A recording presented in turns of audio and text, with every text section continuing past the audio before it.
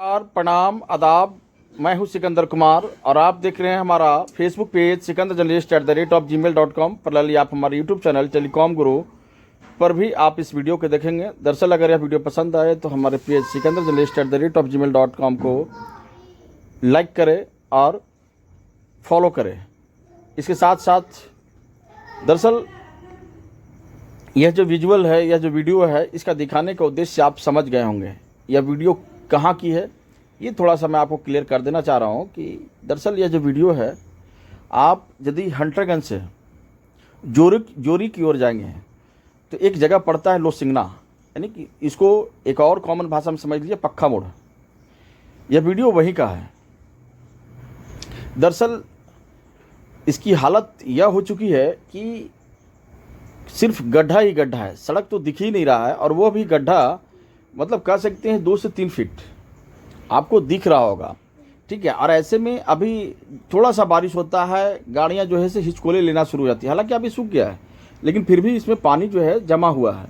तो देखिए अब आप सोच लीजिए कि NH-22 है, नेशनल हाईवे 22 की अगर ये हालत होगी तो आप सोच लीजिए कि और जो छोटी छोटी जो पगडंडी वाली जो सड़कें हैं और जो कि गाँवों को कनेक्ट करता है उसकी हालत क्या होगी।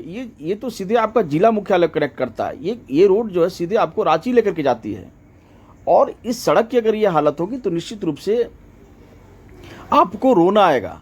क्योंकि एक चीज़ और आपको समझना होगा कि आज़ादी के बाद भी अगर चतरा की सड़कें की अगर ये हालत ऐसी रही तो निश्चित रूप से इससे बड़ा दुर्भाग्यशाली और कोई नहीं हो सकता।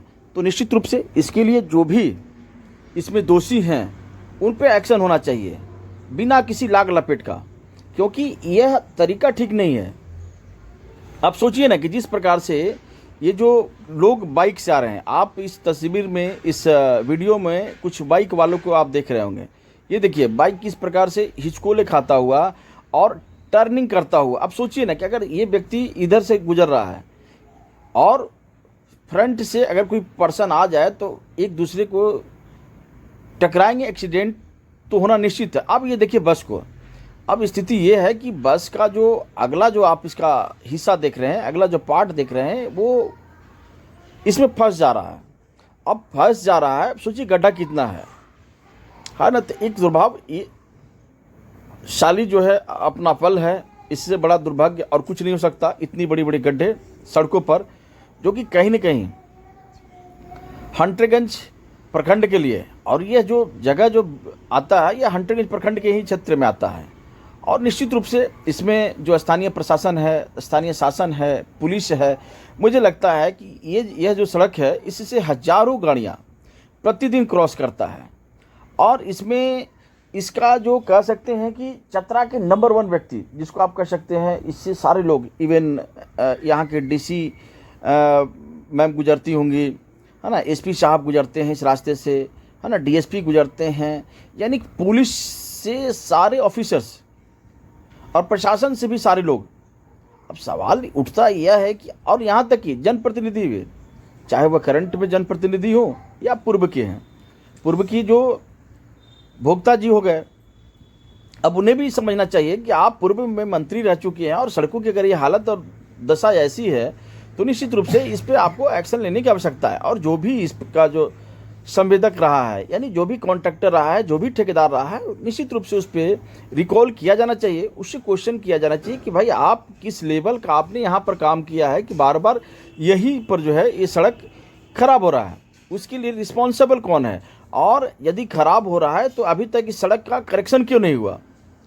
सवाल ये अपना MP साहब से भी है कि भाई अभी तक आपने ये सवाल जो है, ये जो इस सेक्टर को देखते हैं, इस सेक्टर के उन अधिकारियों से क्यों नहीं पूछा। वही सवाल जो है MLA साहब से भी है कि अभी तक आप जो है इस रास्ते से बार बार आप भी गुजरते हैं, आपकी गाड़ियां भी हिचकोले खाती है, लेकिन आपने इससे संबंधित अधिकारियों को फटकार क्यों नहीं लगाया।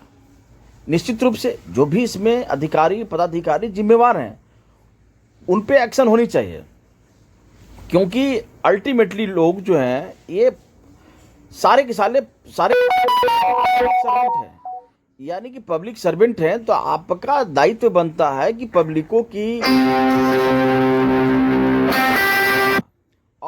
उनके लिए काम करना, ना कि किसी के लिए एक ओर से होकर के आगे गुजरना। इससे बड़ा दुर्भाग्य का समय किसी और के लिए नहीं हो सकता। ऐसे में इसमें जो भी रिस्पॉन्सिबल पर्सन है, चाहे वह शासन पक्ष से हो या प्रशासन से पक्ष से हो या पुलिस पक्ष से हो, यानी कि एक तरीके से कह सकते हैं कि एक टॉप लेवल के अधिकारी भी इसी रास्ते से गुजरते हैं और एक जो है बॉटम लेवल का व्यक्ति भी इसी रास्ता से गुजरता है। तो ऐसे में सभी के लिए प्रॉब्लम सेम है, किसी एक के लिए प्रॉब्लम को हम नहीं कह सकते हैं। यदि सड़क का निर्माण का मार्ग प्रशस्त हो जाता है, यदि सड़कें अच्छी हो जाती है और सड़कें जब सुधर जाती है, तो निश्चित रूप से इसका जो फ़ायदा होगा यहाँ के आम जनता से खास जनता को होगा, यानी आम से खास तक पहुँचेगा। और लोगों के ये जो स्कॉर्पियो आप देख रहे हैं, अब देखिए, अब ये स्कॉर्पियो सीधे आता, अब हो क्या रहा है कि अब भाई वहाँ से लेफ्ट करेगा, फिर राइट करेगा, फिर लेफ्ट करेगा, फिर राइट करेगा, उसके बाद में फिर वो सड़क पर पहुँचेगा। ये भी लेफ्ट कर रहा है, राइट कर रहा है, फिर लेफ्ट जाएगा, फिर राइट जाएगा, फिर लेफ्ट जाएगा, फिर राइट जाएगा। अभी देखिए, अब इसको तो आप देख लीजिए, ये जो बाइक वाला है, स्कूटी वाला है, इसकी क्या हालत होगी। इसकी पहिया कितना बड़ा है।